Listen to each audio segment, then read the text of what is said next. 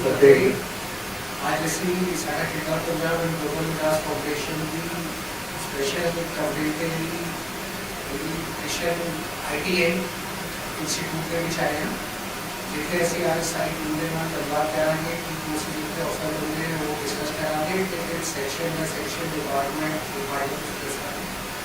ਇਹ ਸਾਡਾ ਜਿਹੜਾ ਖਾਸਾ ਐਜੂਕੇਸ਼ਨ सीरीज है स्पेशल जिससे ਅਸੀਂ ਇਸ ਤਰੀਕੇ ਦੇ ਇੰਸਟੀਟਿਊਸ਼ਨਸ ਜਿਹੜੇ जिससे गुरुद्वारा मैनेजमेंट कमेटी के नाम रिलेटेड है कि स्टूडेंट्स कवर करेंगे ये साढ़े 8 पेशकश के ਵਿੱਚ ਅਸੀਂ ਆਪਣਾ ਸਫ਼ਰ ਜਾਰੀ ਕਰਨਾ।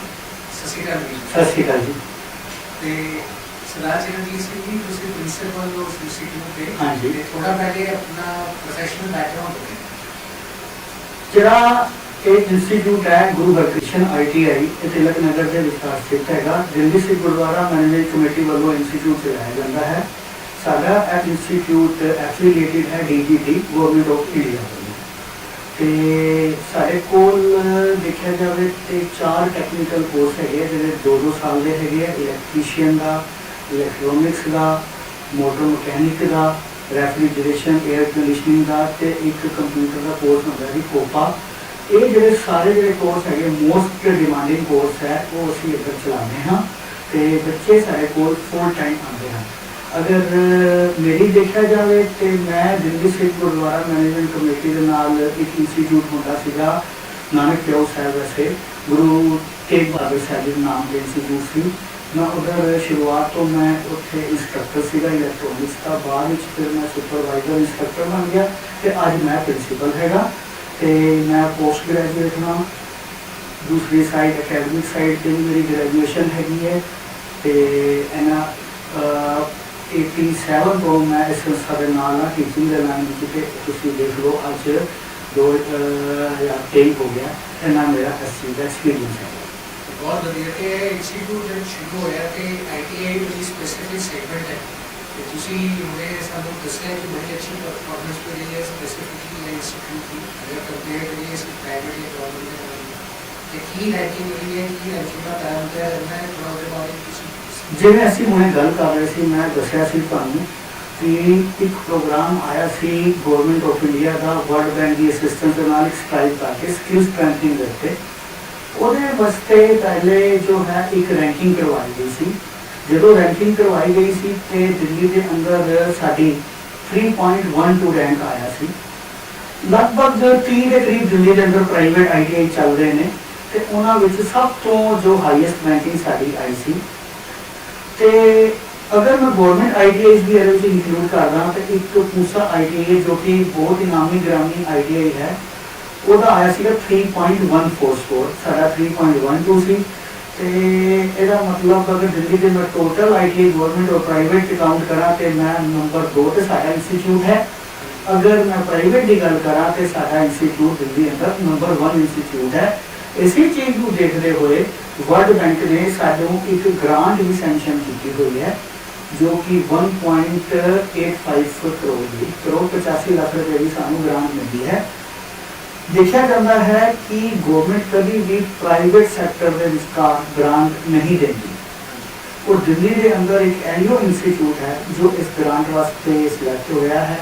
ਮੈਂ ਤੁਹਾਨੂੰ ਖੁਸ਼ਖਬਰੀ ਵੀ ਦੇਣਾ ਚਾਹਾਂਗਾ ਕਿ ਉਹਦੀ ਜਿਹੜੀ ਪਹਿਲੀ ਇੰਸਟਾਲਮੈਂਟ ਹੈ लगभग 48 लाख रुपया वो PFMS के अकाउंट में आ गई है। उधरों भी पेमेंट सरकारी तो होगा तो असी ऑथराइज हो गए हैं तो गवर्नमेंट वालों सानू एक इंस्ट्रक्शंस है कि मार्च तो पहले इस जरा पैसा है वो तुसी यूज करो तो जरा साडा जरा टैक्नीकल लैब्स है और असी इन्हां नूं इंप्रूव करिए तो असी ओदा ऑर्डर असी प्लेस कर ही रहे हैं कि 2 दिनों तो साडा सारा ऑर्डर प्लेस हो जाएगा।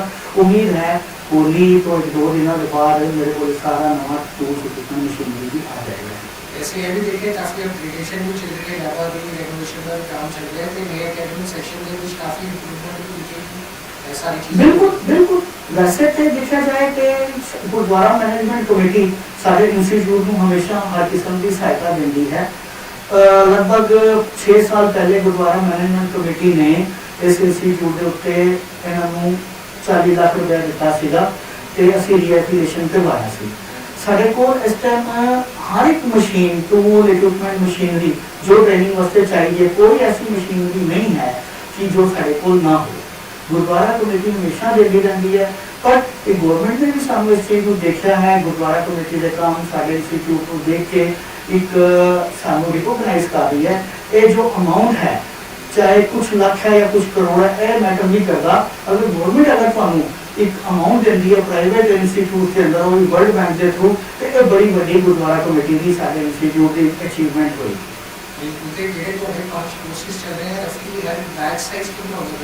देखो जी, पहले तो बैच होता सी 21 बच्चों का, हुण बाकी सारे कोर्सों का बैच जो है 25 का हो गया। सिर्फ इलैक्ट्रीशियन का जो बैच है वो 20 बच्चों का होता है। जिवें मैं तुहानू दस्सिया, जिहड़े साडे टैक्नीकल कोर्सेस है, electrician, electronics, motor mechanic, refrigeration, air conditioning, ये 2 साल के कोर्स होंगे है। तो जो साढ़े कंप्यूटर है, computer operator and programming assistant है, मेरा 1 साल का कोर्स है। बेसिक रिक्वायरमेंट की होती है बच्चों की सारे कोर्स वास्ते जितने भी इंजीनियरिंग कोर्स है, टेक्निकल कोर्स है, 10th पास होना चाहिए बच्चा, मैथ और साइंस तो पास होना चाहिए। जब बच्चे इस तरीके के कोर्स कंप्लीट करते हैं तो इन्हां दे जॉब प्रोस्पेक्ट्स से करियर प्रोस्पेक्ट्स की तुसी बड़ा ही अच्छा सवाल पूछा है, क्योंकि कोई भी बच्चा अगर किसी जगह पे एडमिशन लेता है तो सब तो ज़्यादा जरूरी है कि उसकी इंप्लॉयमेंट होना, उसकी प्लेसमेंट होना। मेरे को इतने प्रॉपर एक डेडिकेटेड प्लेसमेंट सेल हैगा। वो जी मेरी प्लेसमेंट टीम हैगी है, कंपनी के नाम हमेशा टाइप करके रख दी है। सारे सारे बच्चे जितने भी हैगे है वो 100% बच्चे प्लेस हो जाते हैं साढ़े वालों।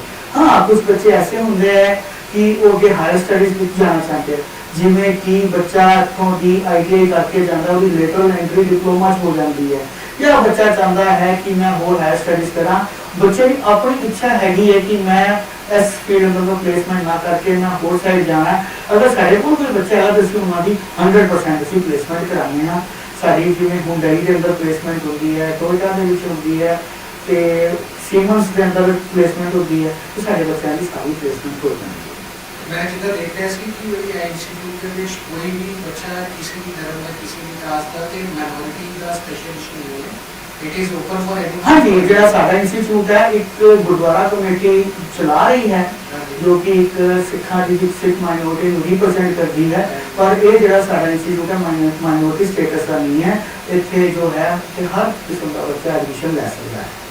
कोरोना के बाद उसकी काफी हर जगह हर इंडस्ट्री के चैलेंजेस आए हैं कि चैलेंजेस कौन। देखो जी, कोरोना के टाइम के उत्ते जो सब तो ज़्यादा चैलेंज ये आया क्योंकि ITI है स्किल डेवलपमेंट का काम है, तो उस टाइम सब सारा बंद सीगा, तो बच्चों का प्रैक्टिकल असी थियोरटिकल कैमरे के उत्ते करवाते रहे, पर जदों तक बच्चा हाथ नाल काम नहीं करेगा वो चीज़ सीखा नहीं जा सकता।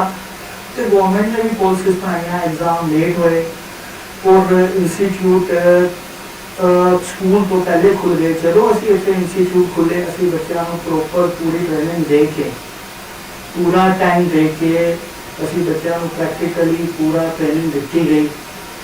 तो कोर्स थोड़ा जहा जिमें साढ़े कोर्स मई जून के अंदर इतने एग्जाम हो जाते हैं, अगस्त सितंबर तक गए, फिर आस्ते आस्ते जो मई जून तक पहुँचने की कोशिश हो रही है।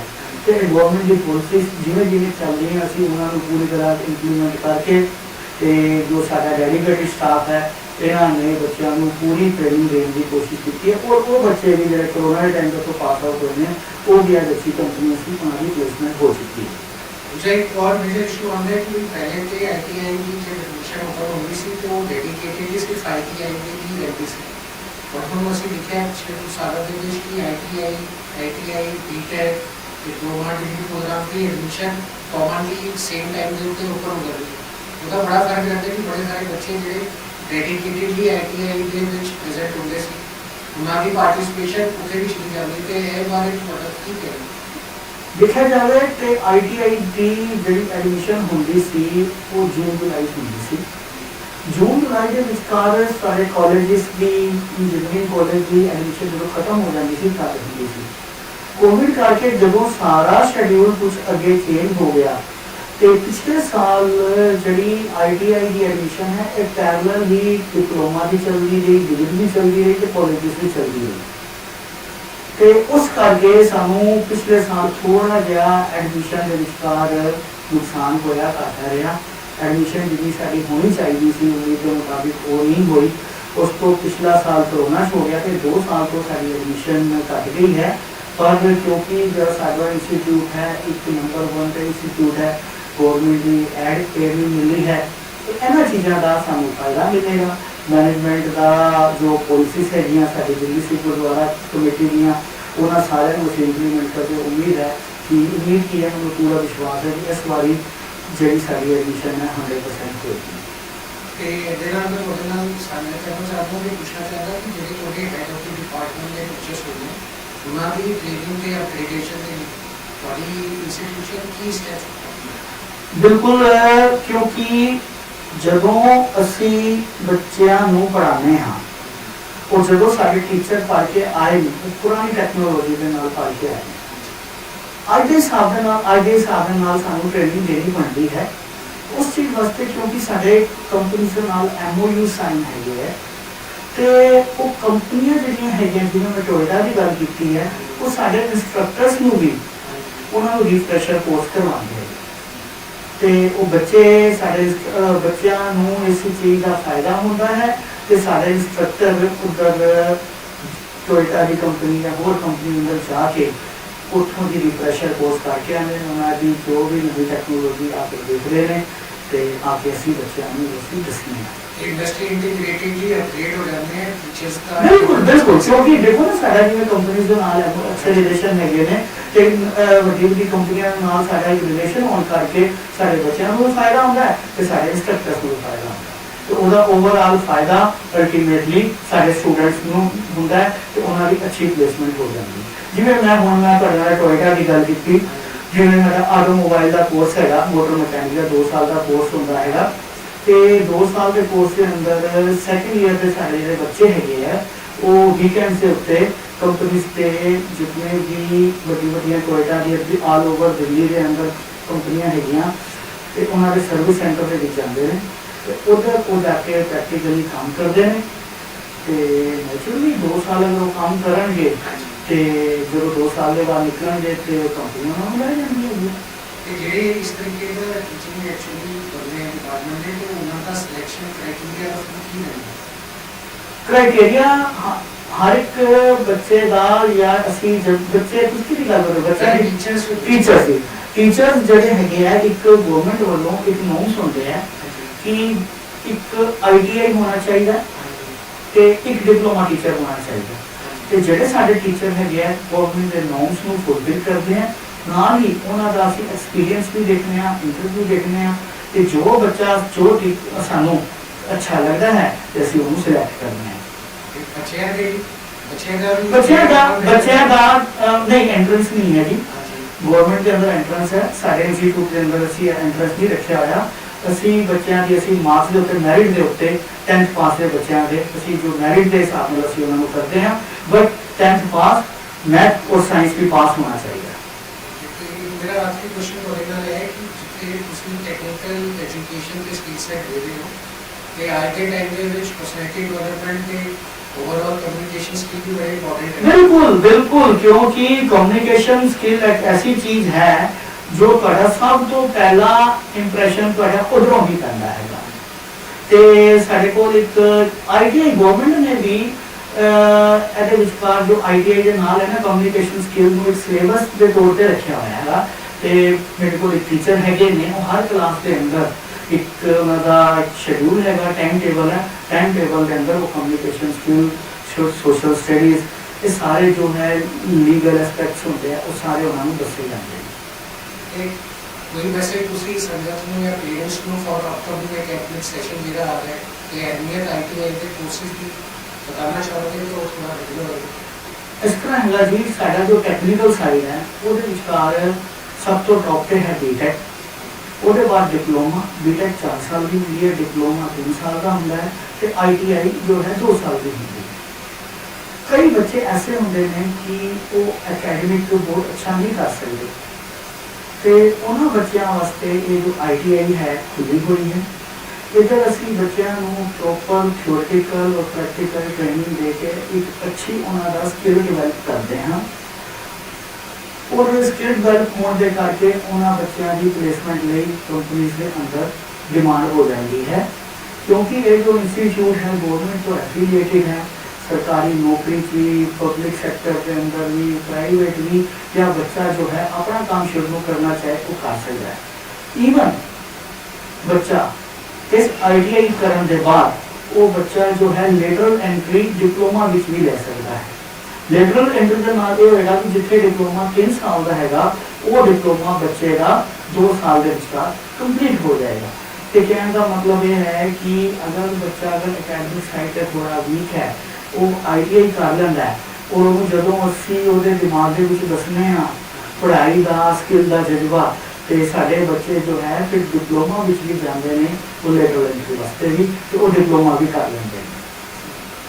ਤੇ ਜਿਹੜੀ ਤੁਸੀਂ ਆ ਸਾਡੇ ਨਾਲ ਇੱਕ ਰੂਬਰੂ ਹੋ ਕੇ ਇਹ ਸਾਰੀ ਇਨਫੋਰਮੇਸ਼ਨ ਸ਼ੇਅਰ ਕੀਤੀ ਤੇ ਸਾਨੂੰ ਬੜਾ ਪਿਆਰ ਦਾ ਤੇ ਮਾਣ ਹੈ ਕਿ ਸਾਡਾ ITI ਇੰਸਟੀਟਿਊਟ ਤੇ ਤੁਸੀਂ ਹੋ ਤੁਸੀਂ ਕਰੋ ਉਹ ਟੌਪ ਦੇ ਇੰਸਟੀਟਿਊਟ ਦੇ ਵਿੱਚ ਆਦਾ ਉਹ ਵੀ ਦਿੱਲੀ ਦੇ ਵਿੱਚ ਕੈਪੀਟਲ ਆਫ ਇੰਡੀਆ ਤੇ ਖਾਸਾ ਐਜੂਕੇਸ਼ਨ ਸਿਸਟਮ ਦੇ ਵੀ ਆਪਣੀ ਮਾਣ ਦੀ ਗੱਲ ਹੈ ਕਿ ਮੈਂ ਜ਼ਰੂਰ ਕੋਸ਼ਿਸ਼ ਕਰਾਂਗਾ ਕਿ ਸੰਗਤ ਤੋਂ ਜ਼ਿਆਦਾ ਦੇਸ਼ ਤੇ ਵਿਦੇਸ਼ ਦੇ ਵਿੱਚ ਤੁਹਾਡੀ ਬੜੀ ਅੱਛੀ ਸੇਵਾ ਜਿਹੜੀ ਤੁਸੀਂ ਪਹਿਲੇ ਤੁਹਾਡੀ ਟੀਮ ਕਰ ਰਹੀ ਹੈ ਉਸ ਨੂੰ ਤੇ ਸਾਡੇ ਨਾਲ ਅੱਜ ਗੱਲਬਾਤ ਕਰਨ ਦੇ ਲਈ ਤੁਹਾਡਾ ਬੜਾ ਸ਼ੁਕਰੀਆ। ਬਹੁਤ ਬਹੁਤ ਧੰਨਵਾਦ। ਵਾਹਿਗੁਰੂ ਜੀ ਕਾ ਖਾਲਸਾ ਵਾਹਿਗੁਰੂ। ਸਤਿ ਸ਼੍ਰੀ ਅਕਾਲ ਮੈਮ। ਸਤਿ ਸ਼੍ਰੀ ਅਕਾਲ ਜੀ। ਹੁਣ ਅਸੀਂ ਆਏ ਹਾਂ ਇਲੈਕਟ੍ਰੋਨਿਕਸ ਡਿਪਾਰਟਮੈਂਟ ਦੇ ਵਿੱਚ, ਜਿੱਥੇ ਸਾਡੇ ਨਾਲ ਮਨਜੀਤ ਮੈਮ ਹੈ ਤੇ ਮਨਜੀਤ ਮੈਮ ਦੇ ਨਾਲ ਡਿਸਕਸ ਕਰਦੇ ਹਾਂ ਅਸੀਂ ਇਲੈਕਟ੍ਰੋਨਿਕਸ ਡਿਪਾਰਟਮੈਂਟ ਦੇ ਵਿੱਚ।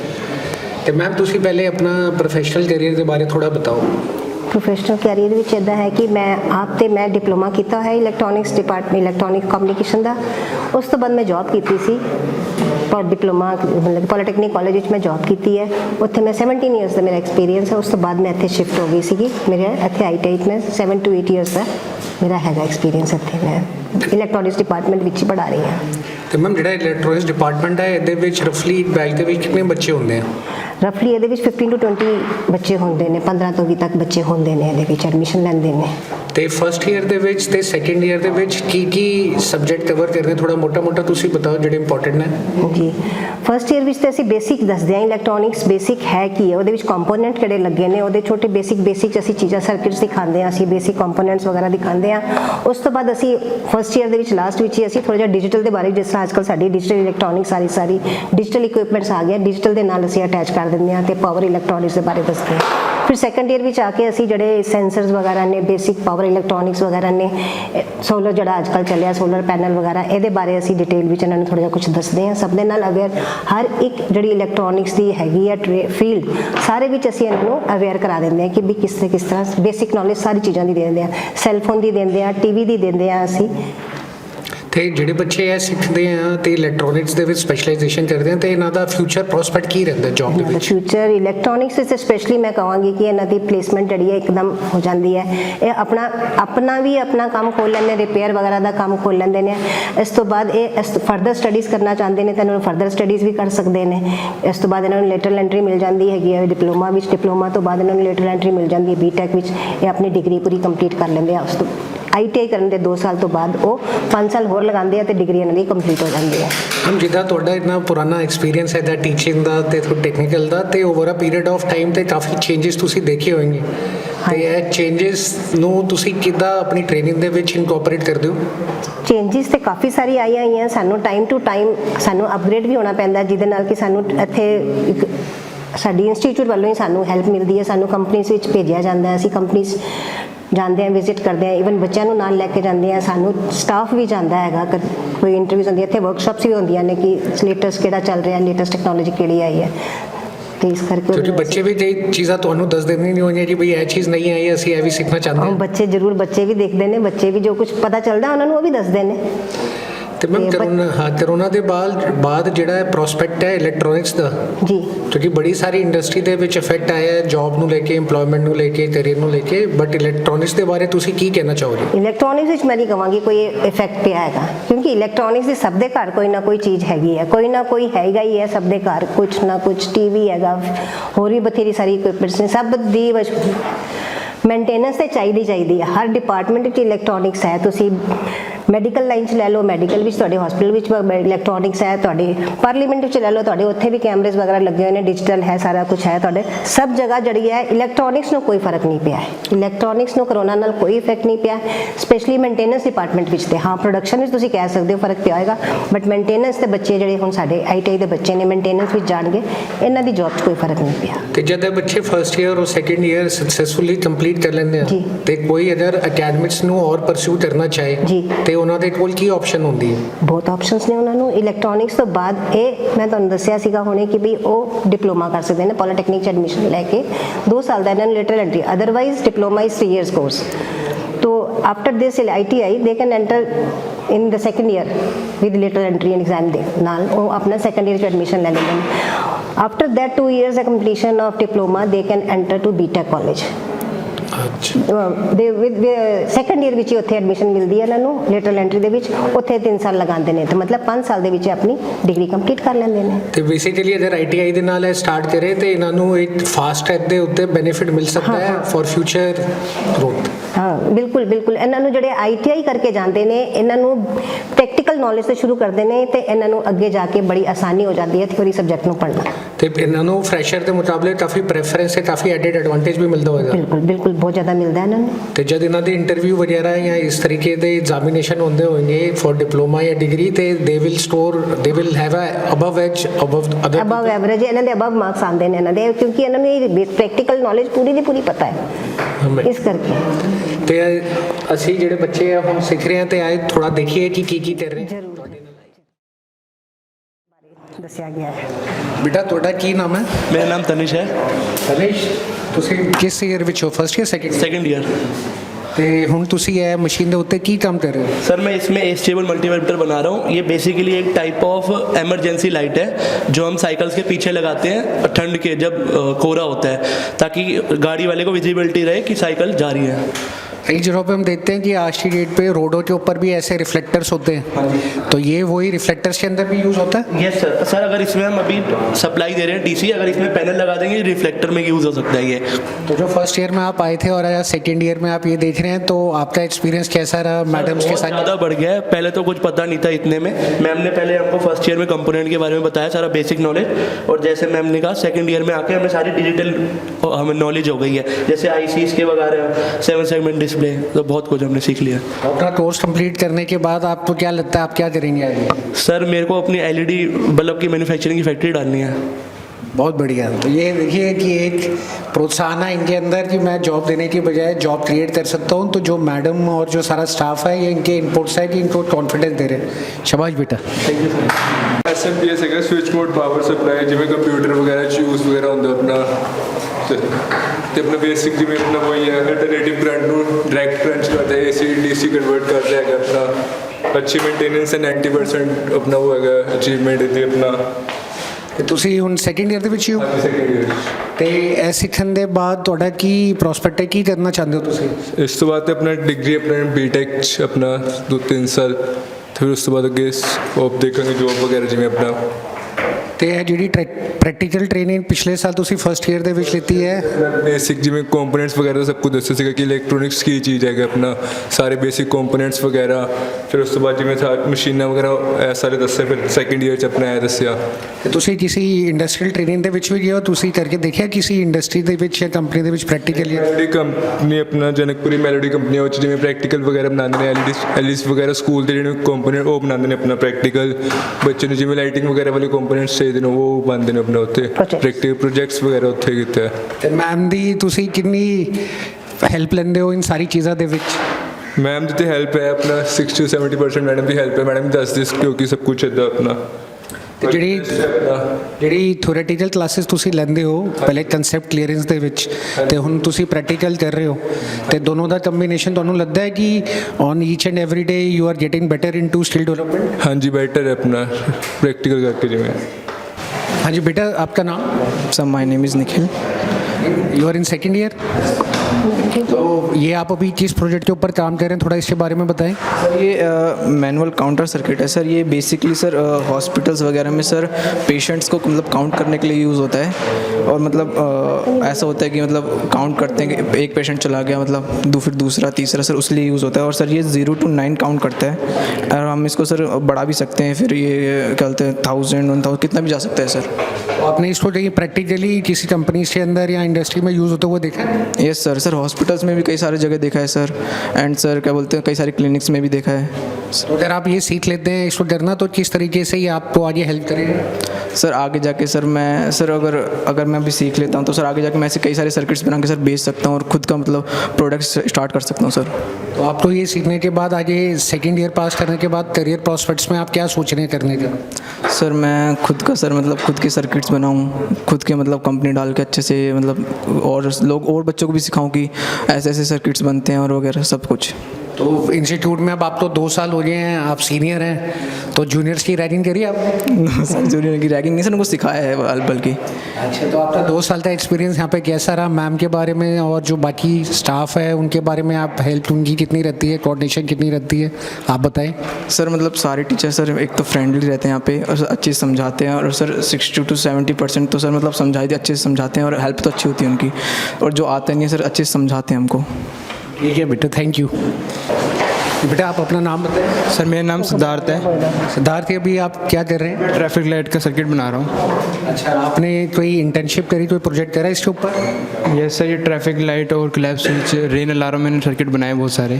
अच्छा, ये सर्किट कहीं पे यूज़ भी हुआ है आगे? यस सर, ये ट्रैफिक लाइट हो गई जैसे रोडों पे एक्सीडेंट्स होने से बचाती हैं, क्लैप स्विच अलार्म वगैरह ये सब। आज की डेट में तो इस तरीके के एलईडी सर्किट सारे लगते हैं, तो इसके अंदर और जो पहले लगते थे उसमें क्या डिफरेंस है? सर पहले एनालॉग कंपोनेंट लगते थे कंपोनेंट, अब सारे एसएमडी हो गए हैं, आईसी के थ्रू हो गए हैं।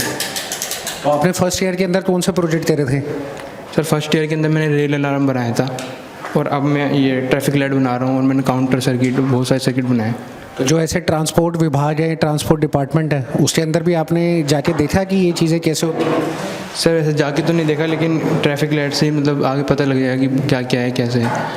कहीं पे जैसे आपने इंटर्नशिप भी करी है, वहाँ पे आपको स्टाइपेंड में मिलता है? सर यस सर, वहाँ पे मैंने एक इंटर्नशिप करी थी IoT 5 में, वहाँ गया था ट्रेनिंग की तरफ से, तो वहाँ पे अलग अलग देखे थे हमने कैसे कैसे चीज़ें होती हैं। तो ऑर्गेनाइजेशन क्या करती है? सर वो IoT 5 से रिलेटेड कोई प्रोडक्ट, वायरलेस LED ये सब प्रोडक्ट बनाती है। तो आगे चल के सेकेंड ईयर कंप्लीट होने के बाद स्पेशलाइजेशन में आप क्या करना चाहेंगे? सर मैं डिप्लोमा करना चाहूँगा, इसके आगे पढ़ना चाहूँगा अभी। और उसमें भी स्पेशलाइजेशन क्या रखेंगे? सर उसमें आगे अच्छे से अच्छा करना चाहूँगा मैं। अभी तक आपने जितने भी प्रोजेक्ट करे हैं, सबसे अच्छा प्रोजेक्ट आपको कौन सा लगता है अपना? सर मेरे को सबसे अच्छा अपना IR लगता है, वायरलेस वाला। उसमें क्या किया था आपने? सर उसमें सब कुछ मतलब उसके वायरलेस चीज़ हो है, फ़ोन से भी कनेक्ट हो जाता है, चल भी जाता है आराम से, तो जो आप ये कुछ आती है। तो जो ये आप सारा सीखते हैं यहाँ पर, तो जब आप बाहर जाते हैं तो डेली यूज़ में भी आपको दिखती है ये सारी चीज़ें आसपास? वो सब चीज़ें दिखती हैं आसपास कि कैसा हो रहा है, जो मैंने बनाया था वही सब दिखती रहती है, तो और थॉट्स आते रहते हैं कि और चीज़ अच्छे करता रहूँ। आप अपने दोस्तों वगैरह को भी बताते हैं कि उनको भी ऐसा कोर्स करना चाहिए? यस सर, मैंने बताया था, एक दोस्त को है वो भी उसने भी एडमिशन लिया आपके जाने में? कि एडमिशन लेने के लिए। ठीक है, थैंक यू।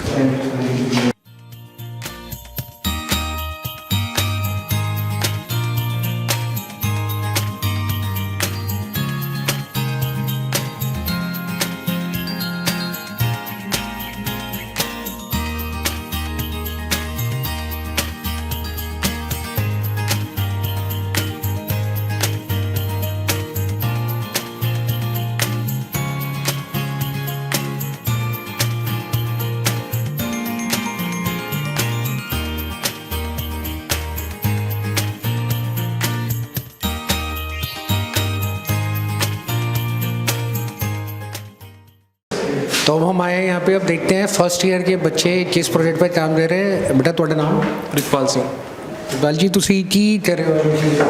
ਸਰ ਇੱਕ ਵੇਰੀਏਬਲ ਪਾਵਰ ਸਪਲਾਈ ਬਣਾਈ ਹੈ ਜਿਸ 'ਚੋਂ ਕਿ ਤੁਸੀਂ 0 ਤੋਂ ਲੈ ਕੇ 12 ਵੋਲਟ ਜਾਂ 25 ਵੋਲਟ ਤੱਕ ਆਪਣੀ ਵੇਰੀਏਬਲ ਸਪਲਾਈ ਲੈ ਸਕਦੇ ਹੋ। ਇਹ ਕਿੱਥੇ ਯੂਜ਼ ਹੁੰਦਾ ਹੈ? ਸਰ ਮਤਲਬ ਕਿਤੇ ਵੀ ਅਗਰ ਸਾਨੂੰ ਵੇਰੀਏਬਲ ਸਪਲਾਈ ਚਾਹੀਦੀ, ਜਿਵੇਂ ਮਤਲਬ ਕਿਤੇ ਵੀ ਜਿਵੇਂ 4 ਵੋਲਟ ਚਾਹੀਦੇ, 6 ਵੋਲਟ ਜਾਂ ਮਤਲਬ ਇੱਕ ਵੇਰੀਏਬਲ ਸਪਲਾਈ ਚਾਹੀਦੀ, ਤਾਂ ਉਹ 'ਚ ਇਹ ਵੋਲਟ ਕੰਮ ਆ ਸਕਦੇ। ਕੋਈ ਇੰਡਸਟਰੀਅਲ ਪ੍ਰੋਡਕਟ ਬਤਾਓ ਜਿਹਦੇ ਵਿੱਚ ਇਹ ਯੂਜ਼ ਹੁੰਦਾ ਹੋ, ਜਿੱਦਾਂ ਇਨਵਰਟਰ ਹੋਇਆ ਸਰ ਇਨਵੇਟਰ ਹੋ ਗਿਆ ਜਿਵੇਂ ਹੋਰ ਮਤਲਬ ਕਿ ਅਗਰ ਕਿਤੇ ਜ਼ਿਆਦਾ ਵੋਲਟੇਜ ਚਾਹੀਦੀ ਹੈ ਜਿਵੇਂ ਮਤਲਬ ਸਟੈਬਲਾਈਜ਼ਰ ਜਿੱਦਾਂ ਹੋ ਗਿਆ ਉਹ 'ਚ ਮਤਲਬ ਕੰਮ ਆ ਸਕਦਾ ਹੋਗਾ। ਠੀਕ ਹੈ। ਤੇ ਤੁਹਾਡਾ ਇਹ ਫਸਟ ਈਅਰ ਦਾ ਪਹਿਲਾ ਪ੍ਰੋਜੈਕਟ ਹੈ ਜਾਂ ਹੋਰ ਵੀ ਪ੍ਰੋਜੈਕਟ ਤੁਸੀਂ ਕਰ ਚੁੱਕੇ? ਨਹੀਂ ਸਰ ਇਹ ਪਹਿਲਾ ਹੈਗਾ, ਇਸ ਤੋਂ ਬਾਅਦ ਇੱਕ ਹੋਰ नेगेटिव और पॉजिटिव सप्लाई वाला बेटा आपका नाम? पवन। पवन, आपने जो अभी तक क्लासेस अटेंड करी हैं, ये तो आप अभी लैब कर रहे हैं, तो जो क्लासेस हैं उन क्लासेस में अभी तक आपने क्या क्या कवर करा? सर सारे कंपोनेंट जो छोटे छोटे होते बेसिक कंपोनेंट जैसे डायोड वगैरह रजिस्टर वगैरह हो गए, ये सारे कंपोनेंट कर चुके हैं। या आईसीज हो गई, जैसे ये हो गई आईसीज या कैपेसिटर वगैरह हो गई, ये सब एलईडीज़ हो गई, ये सारे कवर कर चुके हैं। तो जब से आपने एडमिशन लिया अभी तक कितना आपका टेन्योर कंप्लीट हुआ कोर्स का? सर काफ़ी हद तक हो गया, अब थोड़ा बहुत बचा है बाकी। आपने कोई ट्रेनिंग, अब इसके बाद ट्रेनिंग के लिए जाना है कहीं पे?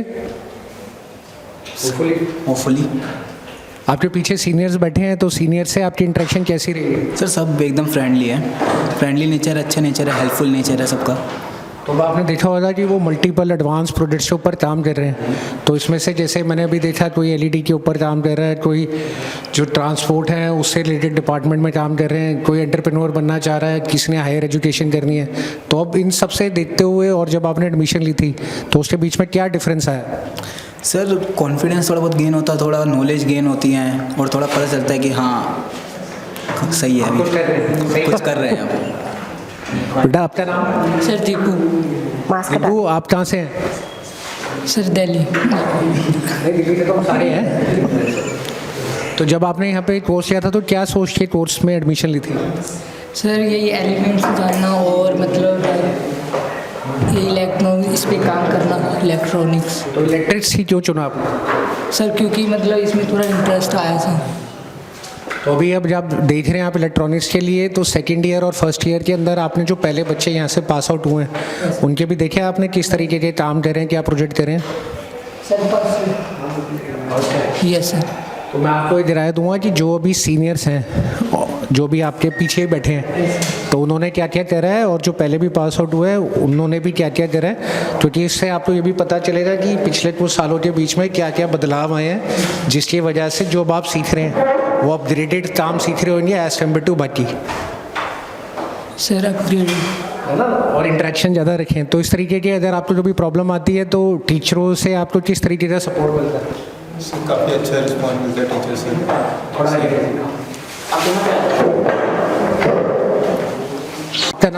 मेरा नाम आशीष है। आशीष, तो टीचरों से फर्स्ट ईयर के अंदर आपको किस तरीके का सपोर्ट मिला? सब काफ़ी अच्छा रिस्पांस मिलता है सर की तरफ से। जैसे हमें कोई चीज़ समझ नहीं आती तो सर के पास जाते हैं, सर इजीली बता देते हैं उन्हें, तो ठीक है समझ जाते हैं। तो जो रेफरेंस के लिए स्टडी मटेरियल चाहिए होता है वो भी आपके पास अवेलेबल रहता है? वो ऑनलाइन भी आता है एंड सर उनमें कॉपी भी दे रखी है। लिटरेचर भी आप स्टडी करते हैं सारा? सेकेंड ईयर के स्टूडेंट्स के साथ आपकी टेक्निकल कभी बातचीत हुई है किसी टॉपिक को लेकर? जैसे सर थोड़ा बहुत पीसीबी के अकॉर्डिंग पूछते रहते हैं हम। कोऑर्डिनेशन कैसी रहती है उनकी? तो आपके टीचर्स और आपके सीनियर्स सब आपके साथ पूरा सहयोग देते हैं? ਠੀਕ ਹੈ, ਥੈਂਕ ਯੂ। ਬਲਵਿੰਦਰ ਸਿੰਘ ਜੀ ਜਿਹੜੇ ਫੈਕਲਟੀ ਹੈ ਇਲੈਕਟ੍ਰੋਨਿਕਸ ਦੇ ਵਿੱਚ, ਤੇ ਇਹਨਾਂ ਦੇ ਨਾਲ ਵੀ ਗੱਲ ਕਰਦੇ ਵੀਰ ਜੀ, ਥੋੜਾ ਆਪਣਾ ਬੈਕਗਰਾਉਂਡ ਬਤਾਏ। ਮੇਰਾ ਨਾਮ ਬਲਵਿੰਦਰ ਸਿੰਘ ਹੈ ਔਰ ਮੈਂ ਐਸਏ ਆਈਟੀਆਈ ਦੇ ਵਿੱਚ 8 ਤੋਂ 10 ਦਾ ਸਟੂਡੈਂਟ ਰਿਹਾ ਔਰ ਮੈਂ ਇੱਥੋਂ ਹੀ ਆਈਟੀਆਈ ਕੀਤੀ ਸੀਗੀ ਔਰ ਉਸ ਤੋਂ ਬਾਅਦ ਮੇਰੀ 8 ਸਾਲ ਦੀ ਐਕਸਪੀਰੀਅੰਸ ਹੈ, ਵਰਕ ਐਕਸਪੀਰੀਅੰਸ। ਇੱਥੇ ਜਿਹੜਾ ਮੇਰਾ ਐਕਸਪੀਰੀਅੰਸ ਹੈ ਉਹ 4 ਸਾਲ ਦਾ ਹੈ। 2018 ਦੇ ਵਿੱਚ ਮੈਂ ਇੱਥੇ ਜੁਆਇਨ ਹੋਇਆ ਸੀ। ਉਸ ਤੋਂ ਬਾਅਦ ਤੋਂ ਲੈ ਕੇ ਹੁਣ ਤੱਕ ਦਾ ਜਿਹੜਾ ਮੇਰਾ ਐਕਸਪੀਰੀਅੰਸ ਕਾਫੀ ਅੱਛਾ ਰਿਹਾ ਇਲੈਕਟ੍ਰੋਨਿਕਸ ਦੇ ਵਿੱਚ। ਪ੍ਰੈਕਟੀਕਲੀ ਮੈਨੂੰ ਨੌਲੇਜ ਹੈਗੀ ਸੀ ਕਿਉਂਕਿ ਵਰਕ ਐਕਸਪੀਰੀਅੰਸ ਮੇਰਾ ਅੱਛਾ ਸੀ 8 ਸਾਲ ਦਾ। ਤਾਂ ਉਸ ਤੋਂ ਬਾਅਦ ਫਿਰ ਮੈਂ ਉਹਦੇ ਹਿਸਾਬ ਨਾਲ ਮੈਂ ਇੱਥੇ ਇਹਨਾਂ ਨੂੰ ਪ੍ਰੈਕਟੀਕਲ ਔਰ ਥਿਓਰੀ ਜਿਹੜੀ ਫਸਟ ਈਅਰ ਮੇਰੇ। ਤੇ ਤੁਸੀਂ ਤੇ ਐਲੂਮਨਾਈ ਰਹਿ ਚੁੱਕੇ ਹੋ ਇੰਸਟੀਚਿਊਟ ਦੇ, ਹੈ ਤੇ ਤੁਸੀਂ ਤੇ ਬ੍ਰਾਂਡ ਅੰਬੈਸਡਰ ਹੋ ਇੱਕ ਤਰੀਕੇ। ਪ੍ਰਿੰਸੀਪਲ ਸਰ ਜਿਹੜੇ ਨਹੀਂ ਇਸ ਵੇਲੇ ਉਹ ਮੇਰੇ ਕਲਾਸ ਟੀਚਰ ਸੀਗੇ ਉਸ ਵੇਲੇ। ਤੇ ਹੁਣ ਉਸ ਟਾਈਮ ਦੇ ਵਿੱਚ ਤੇ ਹੁਣ ਟਾਈਮ ਦੇ ਵਿੱਚ ਤੇ ਕਾਫੀ ਚੇਂਜਸ ਤੁਸੀਂ ਦੇਖੇ ਹੋਣਗੇ ਆਏ ਹੈ, ਤੇ ਬੱਚਿਆਂ ਨੂੰ ਟ੍ਰੇਨਿੰਗ ਦੇ ਲਈ ਕਿ ਇਹ ਅਪਡੇਟਡ ਰਹੇ, ਤੇ ਇਹਦੇ ਵਿੱਚ ਕੀ ਟੈਕਨੀਕਸ ਤੁਸੀਂ ਯੂਜ਼ ਕਰਦੇ ਹੋ? ਮੇਰਾ ਸਭ ਤੋਂ ਪਹਿਲੇ ਤੇ ਮੇਰਾ ਵਰਕ ਐਕਸਪੀਰੀਅੰਸ, ਕਿਉਂਕਿ ਮੈਂ ਇੱਥੋਂ ਪੜ੍ਹਨ ਤੋਂ ਬਾਅਦ ਮਾਰਕੀਟ ਗਿਆ ਤੇ ਵਰਕ ਐਕਸਪੀਰੀਅੰਸ ਬਾਹਰ ਦੇ ਹਿਸਾਬ ਨਾਲ ਜਿਹੜਾ ਤੁਹਾਡਾ ਐਜੂਕੇਸ਼ਨਲ ਹੁੰਦਾ ਉਹ ਥੋੜ੍ਹਾ ਜਿਹਾ ਲੈਕ ਕਰਦਾ।